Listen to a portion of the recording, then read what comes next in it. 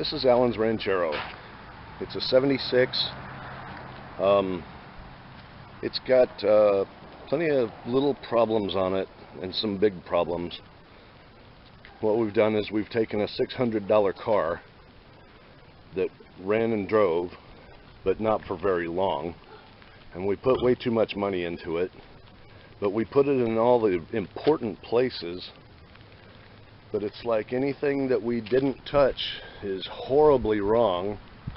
Everything that we put our hands on is great, but there's just so much stuff it still needs. Let me start where it's actually nice, which is not the interior. These are door skins from a Thunderbird, and we had to remove the armrest to make it fit, and it doesn't really work, but it does block noise and it bolts on. This is a seat from a, I know this is going to be blasphemous, but it's from a El Camino. The lovely no carpet floor will roast your leg in 20 miles driving in the road. But the important part, let's see,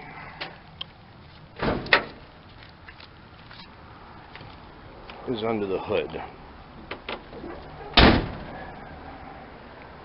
We couldn't find a seat that fit from any kind of Ford.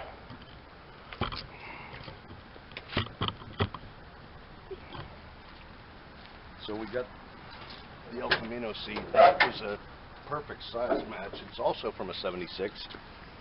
But here's the good part. I'm going to go ahead and lose this tripod for a second.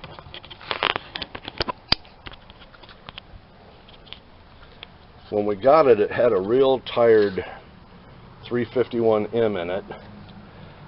And after we had it for a few months and started driving a little bit on a regular basis, it started knocking. Real lightly down in the bottom end, but I heard it right away. I was driving it. So we pulled the engine, we took it to our engine builder Fred over at Pig's Performance Shop in Kissimmee, and he got us a 400 crank, and he stroked it to 400, was bored 30 over, so it's now a 408, and we got a little bling bling to go with it. That's legitimate. We've had the heads milled down flat a couple of times, so they're smaller than the original 74cc chamber, which is the smallest chamber Cleveland 2V head. So it's got considerably better than stock compression. He put, let's see, there's just so much on the engine itself.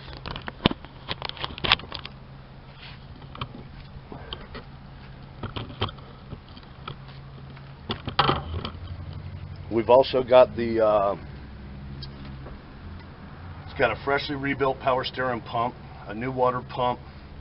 The timing chain set is a multi-link set that you can change, because the original modified, the 351M and 400 engines had what they call retarded cam timing.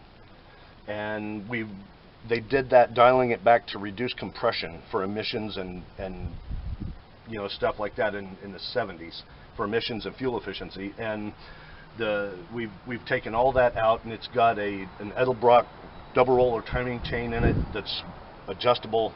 We've got the compression up. I think it's over 9.5 to 1, but I'm not sure exactly how much, because I don't have a measurement on how big the combustion chambers are. The top end's got an Edelbrock performer intake. We've got an Edelbrock RV and performance high torque cam, not high RPM, and we've got the cam, the lifters, the valve springs are all new and set up matched. So it's basically what if Edelbrock was going to make a top end performer package for a 351M 400, it would be this plus a set of their heads.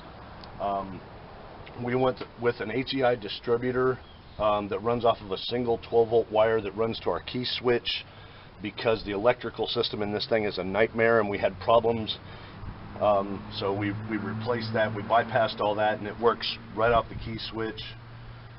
There's, like I said, there's so many things that are great on this car. It's got a new power steering gearbox, all new suspension, steering parts, all new polyurethane bushings, upper and lower. It's got load carrying shocks that are brand new. I mean, it runs and drives really good. It handles curves nice and flat, but the inside is such a nightmare. What I'll do is I'm going to go ahead and start it up so you guys see what it's like when it's cold. It hasn't been started in 2 days. My son used my truck to go to work the other day because it was pouring rain. And when it rains outside, it rains inside in this one. Let me get this camera so it's not touching the car. Don't want it to shake. And see how this does.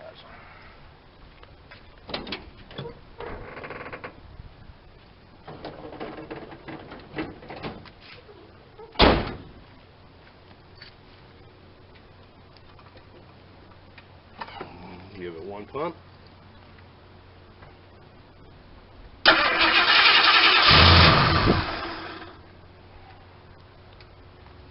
Like I said, it's been a couple of days.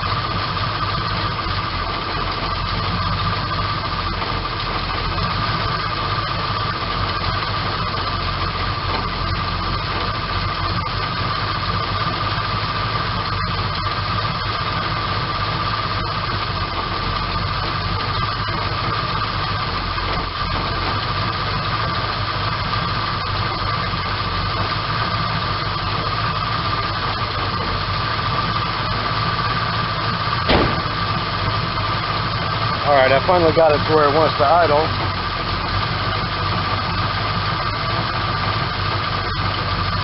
But even as good as this is, and sorry if this shakes a little bit on the trip, but we'll show you some of the other good bits that are underneath and kind of hard to see.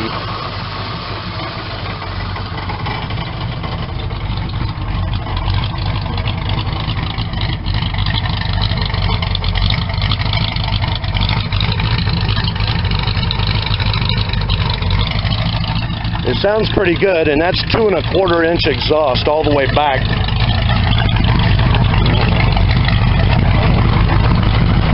There's our new shocks.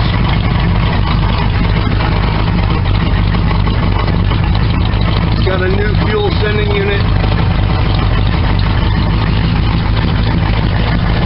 New rear brake shoes. The brakes have been all gone through.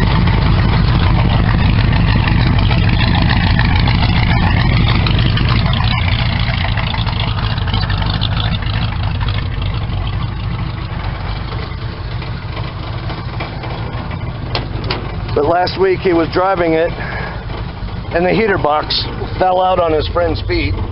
So now there's just a big gaping hole under here.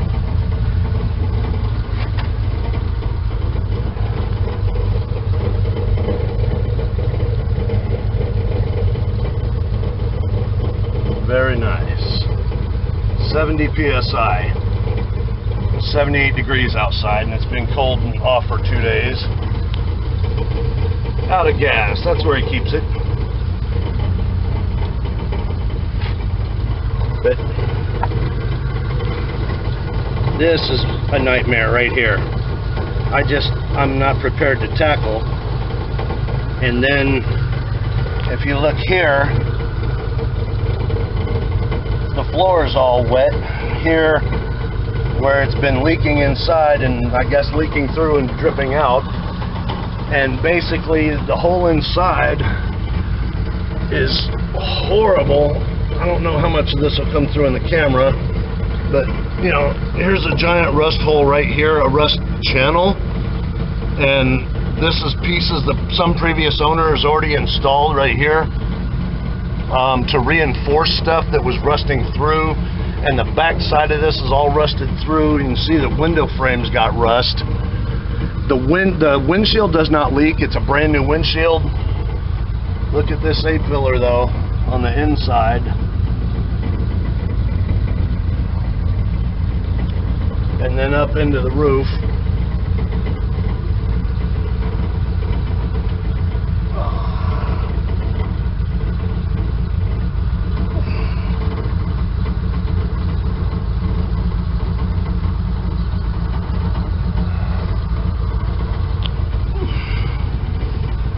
Pretty new, nice dash pad, but it's none of the gauges on the dash work. That's why we have all these. We bought and installed these. The washer works, the windshield wiper works, not the washer. The headlight switch works, but it's the bezel's broken. It kind of flops around, and it's easy to leave the headlights on. So he ends up with a dead battery kind of often. He ends up coming home at night. So I'll push it in, and it'll leave the parking lights on, and he'll come in the house and not know it because the parking lights are real dim. You don't notice it when you're walking away from the car. Oh. This is one thing he and I don't agree on. I can't stand these mirrors he put on here. Oh, they're terrible. Seems like everybody always comments about the mirrors, and he was sick of the little tiny floppy square mirror that was on here, the cheap one that the base models get. But we're getting tired of having all this cool stuff, and then every time it rains, he's still getting wet.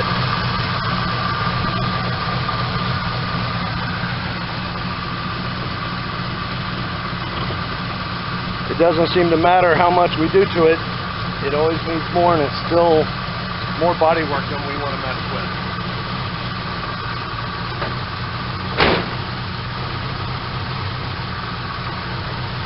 But it sure does run good.